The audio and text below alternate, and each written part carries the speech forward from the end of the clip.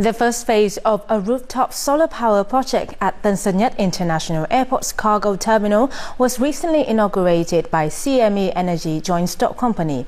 It has an installed capacity of 1.1 megawatt peak on an area of more than 7,500 square millimeters. This is the first renewable energy project to be installed in an airport in Vietnam. The project gains accreditation of AFRI, Sweden, one of the world's leading supervising consultants in the renewable energy industry. The project will provide 1.5 million kilowatt per hour of electricity annually, actively meets 40% of electricity needs at the Saigon Cargo Services Company, saves about 15% of energy cost, and reduces emissions of 1.5 tons of CO2. The business will expand the second stage to achieve 100% clean energy output.